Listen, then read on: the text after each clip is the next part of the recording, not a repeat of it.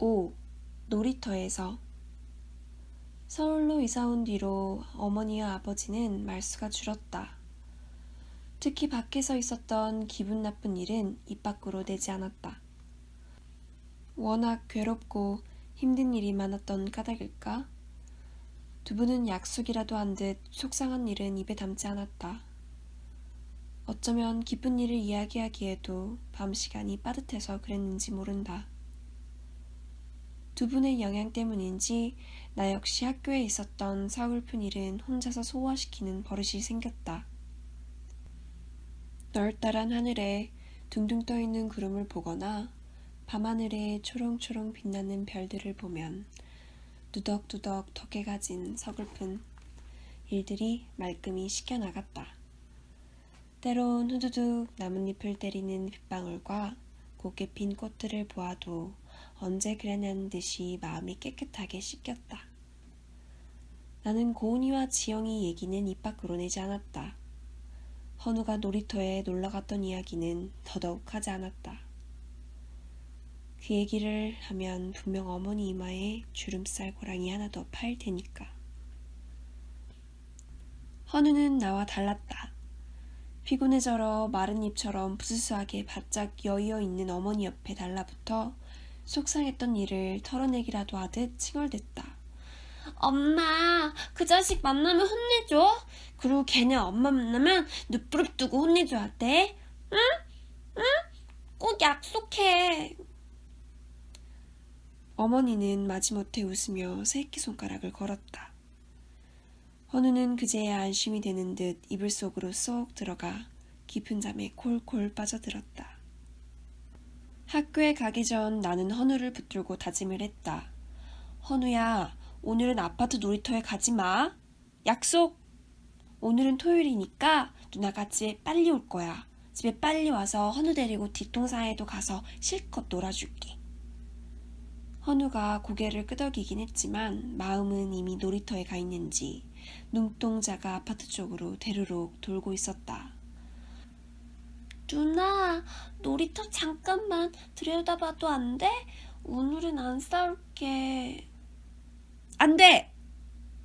내가 발끈 화를 내자 헌우는 멋집타더니 기어들어가는 소리로 말했다. 아파트만 보고 올게. 나는 헌우를 단단히 우대끼고 나서 학교로 다른 박질을 했다. 헌우와 실랑이를 벌이다가 시간이 너무 흘러버렸다. 학교 수업이 끝나자마자 나는 헉헉대며 집으로 왔다. 뱃속에서는 쪼르륵 쪼르륵 하고 배고프다는 신호가 계속 났다. 부엌으로 성큼 들어서는데 전화벨이 울렸다. 여보세요? 어머니였다. 헌자구나. 계속 전화했는데. 헌자야, 지금 아파트로 올 수 있니? 헌우가 여기 있어. 어머니 목소리는 납덩이를 달아맨 듯 무거웠다. 그렇게 타일렀는데도 헌우가 또 놀이터에 간 모양이었다. 결심에서 화가 불끈 치밀면서도 한편으론 걱정이 되었다. 어떻게 어머니를 만났지? 배고픈 것도 있고 어머니가 알려준 동, 호수를 입속으로 되뇌이며 아파트로 달려갔다. 경비 아저씨가 나를 부르기 전에 내가 먼저 아저씨께 인사를 드리고 자신만만하게 동호수를 말씀드렸다. 1228동 1002호에 어머니 만나러 가요. 아저씨는 웃더니 들어가라며 손짓을 했다. 엘리베이터는 처음이었다. 어떻게 해야 할지 몰라 머뭇거리고 있는데 같이 탄 아주머니가 자꾸 내 모습을 훑어보았다. 얼굴이 잘 익은 대추처럼 발그스름해졌다. 시험 시간에 남을 답을 훔쳐보다 들킨 아이처럼. 몇 층 가니? 아주머니는 잔뜩 움츠린 날 보고 피식 웃으며 물었다. 10층 가요. 아줌마는 10이라고 써있는 네모난 걸 콕 눌렀다. 반짝하고 노란불이 켜졌다. 아, 저렇게 간단한 것을.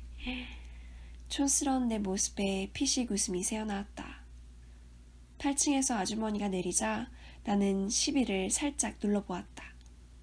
불이 반짝 들어왔다.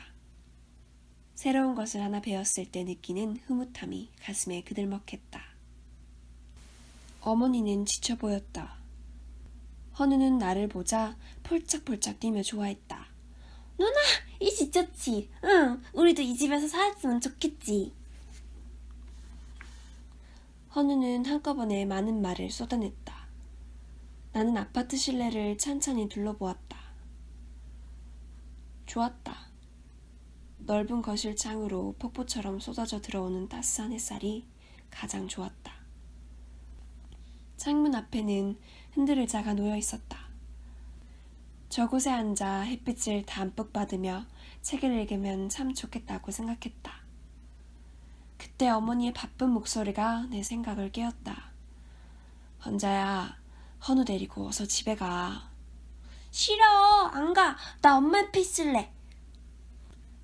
헌우가 볼멘 소리로 강짜를 부리자 어디서 뛰어나왔는지 서너 살쯤 되어 보이는 남자아이가 사냥개처럼 왈왈 소리를 질러댔다. 빨리 너네 집에 가! 여긴 우리 집이야! 개처럼 하얀 이를 드러내며 헌우를 물 기세였다. 고집쟁이 헌우가 그냥 있을 리가 없었다. 여기 우리 엄마가 여기 있으니까 우리 집이다. 안 가. 멜봉. 그러자 그 아이는 어머니 바지가랑이 뒤로 몸을 바싹 붙이고 씩씩거리며 말했다.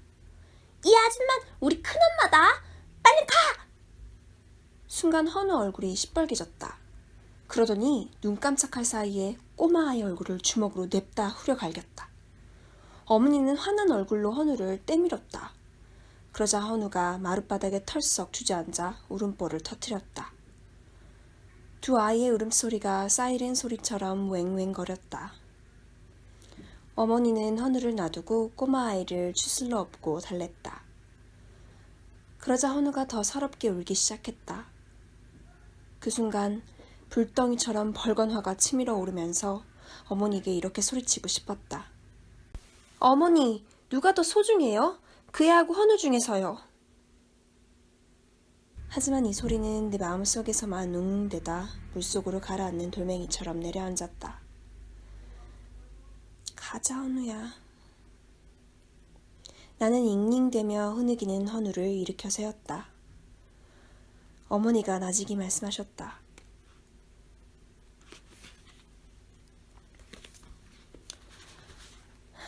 아까 헌우를 놀이터에서 만났어.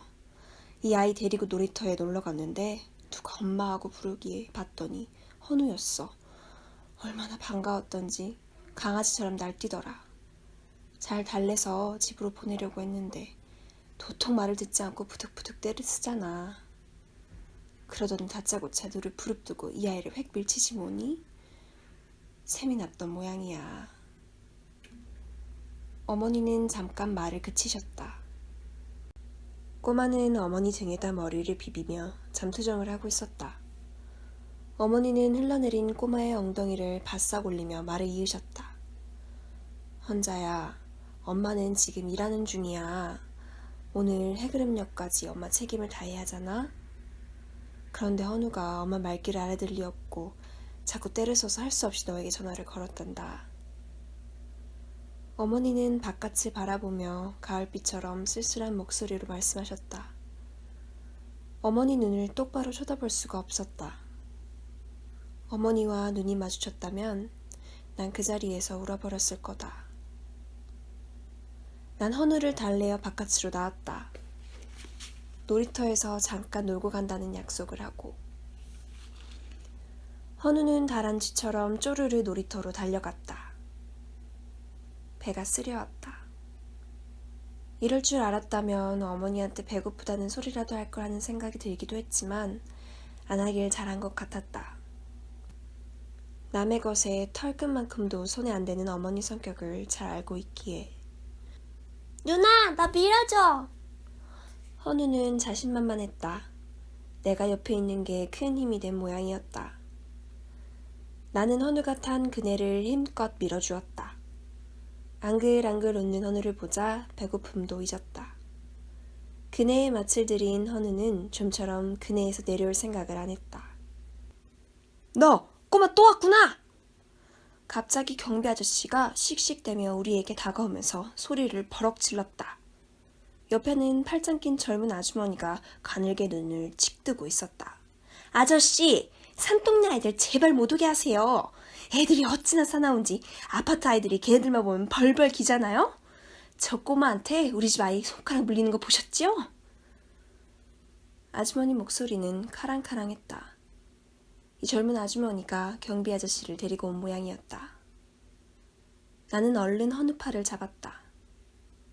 아이들이 우리 쪽으로 몰려들었다. 재미난 구경거리라도 있는 듯 아이들의 동글동글한 두 눈에는 호기심이 어려 있었다. 누가 보더라도 한눈에 나와 헌우는 하늘끝 마을 아이들이라는 걸 알 수 있었다. 말쑥한 옷차림과 우유처럼 하얀 얼굴들 틈 속에 헌우와 나는 잡초처럼 박혀 있었으니. 그러나 나는 어깨를 펴고 발에다 힘을 꽉 주었다. 그리고 젊은 아주머니와 경비 아저씨에게 또랑또랑하게 말했다.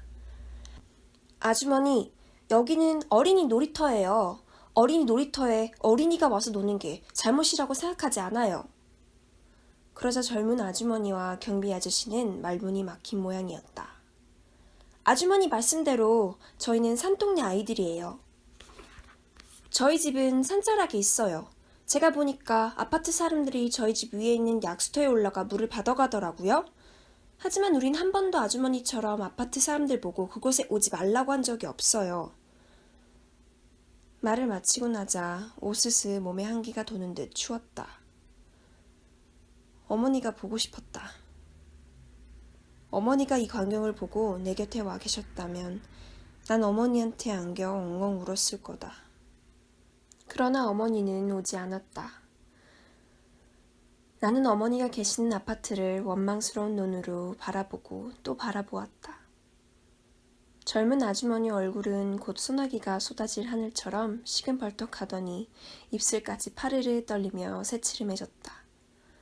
하지만 경비 아저씨는 내 말에 감동이라도 받은 듯 넋을 잃고 나를 바라보더니 빙그레 웃기까지 했다. 나는 빨리 놀이터를 빠져나가고 싶었다. 조금만 더 있으면 좌르르 기운이 빠져나가 쓰러질 것 같았다. 그때였다. 내가 뛰어놀던 시골의 들판처럼 정겨운 모습으로 나와 헌우에게 다가오는 아이가 있었다. 고은이었다. 헌자야! 내 이름이 그토록 따스하게 불리는 게 꿈만 같았다. 고은이가 내 이름을 불러주기 전에 나는 적에게 포위된 포로 같았는데. 고은이가 내 손을 다정하게 잡았다. 따스했다. 우리 집에 가자. 어느새 나는 고은이를 따라 나서고 있었다. 젊은 아주머니와 경비 아저씨는 그런 우리를 멀뚱멀뚱 바라보았다. 벚꽃처럼 하얗게 질려있던 헌우 얼굴에는 그새 생기가 돌았다. 헌우는 활짝 웃으며 조심스럽게 물었다. 누나, 친구야?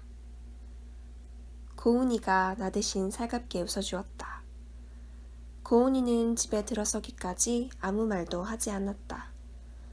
나 역시 아무 말도 하지 않고 고은이가 가는 대로 그냥 따라가기만 했다. 띵동 띵동. 고은이가 놀라대는 초인종 소리에 후다닥 정신이 들었다. 어느새 나는 밀리는 파도처럼 고은이 집 앞까지 와 있었던 것이었다. 나는 잠시 망설였다. 고은이 어머니가 나팔꽃처럼 활짝 웃으며 우리를 맞아주셨다. 고은이는 두 손으로 내 등을 떠밀며 장난기 섞인 목소리로 말했다. 손님, 어서 들어가세요. 고은이 어머니는 우리 앞에 먹을 것을 듬뿍 갖다 놓으셨다. 음식을 보자 꼬르륵 꼬르륵 소리가 합창하듯 울려왔다. 고은이는 방글에 웃으며 내 손에 빵을 쥐어주었다. 헌우는 허겁지겁 빵을 먹기 시작했다. 나도 마지못해 먹는 양 빵을 먹었다. 더 먹고 싶었지만 헌우를 생각해서 먹지 못했다. 마지막 남은 빵을 집던 헌우가 나에게 물었다. 누나, 안 먹을 거야? 나는 살풋 웃으며 고개를 끄덕였다. 헌우는 남은 빵을 허겁지겁 먹고 나서 고은이의 남동생과 어울려 놀았다. 이거 정말 컴퓨터야? 야, 신기하다. 만져봐도 돼? 헌우의 목소리가 풋풋하게 들려왔다. 고은이 동생은 헌우를 마치 친동생 대하듯 자연스럽게 대했다. 둘은 금방 친해졌는지 키득키득 웃음소리가 들렸고 장난을 치는지 투탕거리는 소리도 났다. 나와 고은이는 눈을 마주치며 씩 웃었다. 마음이 봄볕을 쬐는 듯 조금씩 따뜻해지기 시작했다.